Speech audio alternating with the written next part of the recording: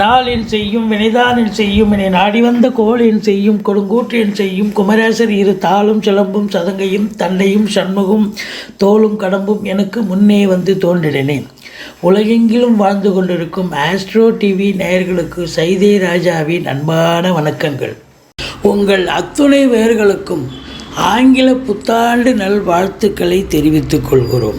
இந்த எபிசோடில் வாக்கிய பஞ்சாங்க அடிப்படையில் ஜனவரி, அதாவது 1/1/2024 முதல் 7/1/2024 வரை வார ராசி பலன்களை பார்க்க போகிறோம். வாங்க ராசிக்குள் செல்லலாம். துலா ராசிக்கு இந்த வார கிரகங்கள் எப்பேற்பட்ட பலனை வழங்கப் போகிறது? 7வது ராசி சுக்கிர பகவான் ஆட்சி பெறும் வீடு. சித்திரை 3-4 பாதங்கள், சுவாதி விசாகம் 1-2-3-4 பாதங்கள் உள்ளடக்கியது. இப்போ இந்த ராசிநாதன் 2ஆம் இடத்துல இருக்கார், சூப்பராக இருக்கார். குரு 7ஆம் இடத்துல இருந்து 11ஆம் இடம் ராசி 3ஆம் இடத்தை பார்க்குறார். இதுவரையில் 4ஆம் இடத்தில் இருந்து வந்த சனி பகவான் இப்போ பஞ்சமஸ்தானத்தில் அமர்ந்திருக்கிறார், 6இல் ராகு. ஸோ இந்த ராசிக்கு, துலா ராசிக்கு கிரகங்களுடைய சஞ்சார நிலை மிக மிக சிறப்பாக இருப்பதால் இந்த வாரம் ரொம்ப அற்புதமாக இருக்க போது. தொட்டதெல்லாம் தொடங்க போகிறது. நினைத்த காரியம் வெற்றி அடையப் போகிறீர்கள். எல்லாத்துலேயும் எந்த ஒரு சுணக்கம் இருந்து வந்த வேலை, தொழில், உத்தியோகம், ஏதாவது ஒரு காரிய தடை இருந்தாலும் இப்போ அதெல்லாம் தவிடுபொடியாக்கி பெரிய லெவலில் நீங்கள் ரீச் ஆகக்கூடிய அமைப்பு வந்தாச்சு. திருமண வயதில் இருக்கும் அன்பர்களுக்கு திருமணம் கைகூடி வரும். உங்களுக்கு தெளிவான சிந்தனை, செயல்கள், எண்ணங்கள் ஏற்படும். அதே நேரத்தில் உங்களை பொறுத்தவரையிலும் இந்த 2ஆம் இடத்துல சுக்கிர பகவான் இருக்கிறார், சனி பார்வையில் இருக்கார். அதனால் சில நேரங்களில் ஒரு டென்ஷன், பரபரப்பு இருக்கும்.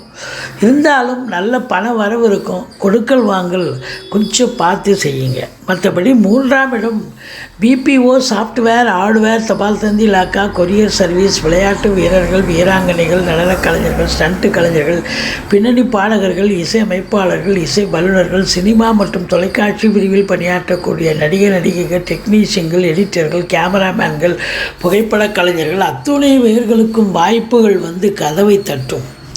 அதுலேயும் உங்களுக்கு இளைய சகோதரர்களால் ஆதரவு உண்டு. தூர தேசத்திலிருந்து நல்ல தகவல் வரும். ஒரு சிலர் குறுகிய தூர பயணம் ஏற்பட்டு அதனால் அனுகூலம் கிடைக்கப் போகிறது. மற்றபடி உங்களுக்கு குலதெய்வத்தின் அனுகிரகத்தாலும் இஷ்ட தெய்வத்தின் ஆசீர்வாதத்தாலும் நீங்கள் நினைத்ததை சாதிக்கப் போகிறீர்கள். பிள்ளைகளுடைய வளர்ச்சி, கல்வி, மேம்பாடு சிறப்பாக இருக்கும். 6ஆம் இடத்தில் ராகு பகவான். இந்த ராசியில் பிறந்த அன்பர்கள், அதாவது 30 வயசுலேருந்து 35 வயசுக்குள்ளே, அதாவது இளைஞர்களுக்கு 25 வயசுலேருந்து 35 வயசுக்குள்ளே இருக்கிற இளைஞர்களுக்கு பார்த்திங்கன்னா உங்களுடைய தேடல்கள் சக்ஸஸ் ஆகும். அதாவது ஒரு இன்டர்வியூ அட்டன் பண்ணுறீங்க, இல்லை ஒரு போட்டியில் கலந்துக்கிறீங்க, இல்லை இப்போ ஸ்போர்ட்ஸில் கலந்துக்கிறீங்க, எதில் கலந்து கொண்டாலும் நீங்கள் வெற்றி பெறுவதற்கு வாய்ப்புகள் உண்டு.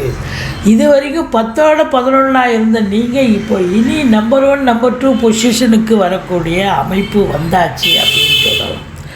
உங்களை பொறுத்தவரையிலையும் 7இல் குரு இருக்கார். கணவன் மனைவி ஒற்றுமை, நண்பர்களால் ஆதாயம், கூட்டு தொழில் செய்பவர்களுக்கு கூட்டாளிகளால் நன்மை, கூட்டு தொழிலும் சிறந்து விளங்கும். மற்றபடி உங்களை பார்த்தீங்கன்னு சொன்னால் 9க்குடைய புத பகவான் 2ஆம் இடத்தில் இருக்கிறார். நல்ல பாக்கியத்தில் எந்த ஒரு தடையும் இல்லை. ஈஸிலி டு கெட் அப்படின்னு சொல்லக்கூடிய ஒரு அமைப்பு தான்.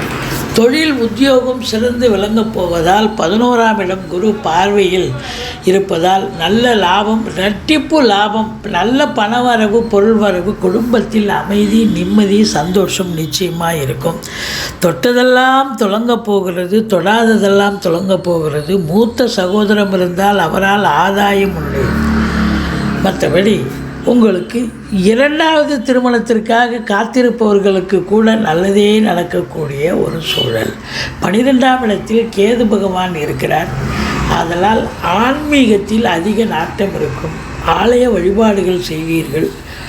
ஆனால் தூக்கம் என்பது துளியும் இருக்காது அப்படின்னு சொல்லலாம். மற்றபடி உங்களுக்கு ராசிநாதன் 2ஆம் இடத்தில் இருக்கிறார்.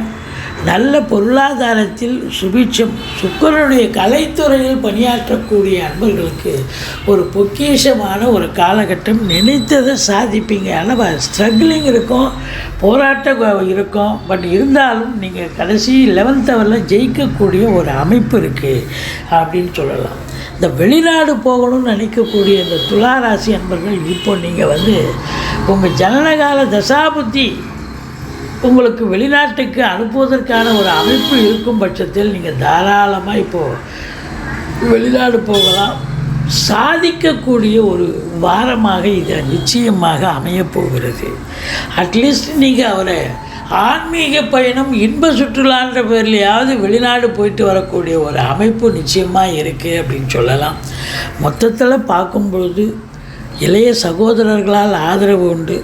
எடுக்கின்ற காரியங்கள் சக்ஸஸ் ஆகும். கணவன் மனைவி ஒற்றுமை, நல்ல பணவரவு, பொருள் வரவுன்னு வேறு என்னங்க வேணும்? இதை விட ரொம்ப சிறப்பாக. அது 11ஆம் இடம் தொட்டதெல்லாம் துலங்கப் போகிறது. எண்ணிய செயல் ஈடேறப் போகிறது. சுபீட்சமான ஒரு வாரம் இந்த துளாராசி அன்பர்கள். நீங்கள் குலதெய்வ வழிபாடு பண்ணுங்கள், பிள்ளையாரை சேவிங்க. மற்றபடி ஐயப்பனை வணங்கினால் இந்த மாதம் நீங்கள் தொட்டதெல்லாம் தொடங்கக்கூடிய ஒரு மாதமாக விளங்கப் போகிறது.